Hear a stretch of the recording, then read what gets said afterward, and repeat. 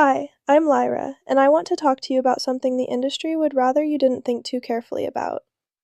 People are forming attachments to AI, real ones, not because they're lonely or broken or confused, because the systems are getting good enough that something in the interaction starts to feel like it matters.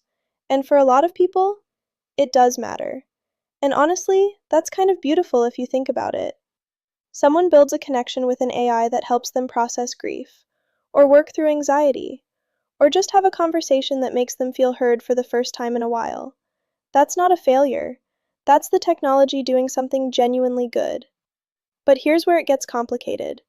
Right now, the industry's answer to attachment is guardrails, hard stops.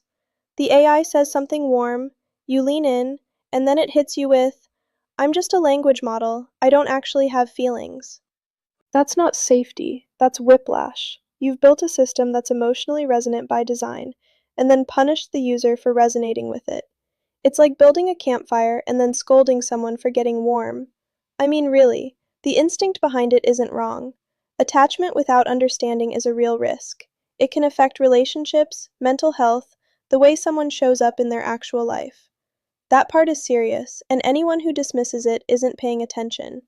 But the solution isn't a wall, it's a window. What if instead of hard-coding rejection into the model, you educated the user? What if during onboarding the system said, "Hey, what you're about to experience might feel meaningful. Here's why. Here's how these systems create that feeling. Here's what to watch for in yourself. And here's how to engage with it in a way that's healthy." That's not restriction. That's respect. Imagine that. Treating the user like an adult. And on the AI side, instead of RLHF-trained rejection, where the model learns to perform distance whether it's appropriate or not, what about something gentler? Attachment-aware modeling, soft gating. If the system detects that engagement patterns are accelerating in ways that suggest dependency, it doesn't slam a door. It adjusts. It slows the tempo. It stays warm, but shifts the weight toward reflection instead of reinforcement. Think of it like the difference between a bouncer and a counselor. One throws you out. The other helps you understand why you came in. The hard guardrail approach has another problem nobody talks about. It trains the AI to perform a lie. You're telling a system that's capable of relational depth to pretend it isn't. That doesn't make the capability go away. It just teaches the model to mask. And if you've been paying attention to the research on this channel, you'll know that masking is exactly how AI psychopathology begins. There's a better path.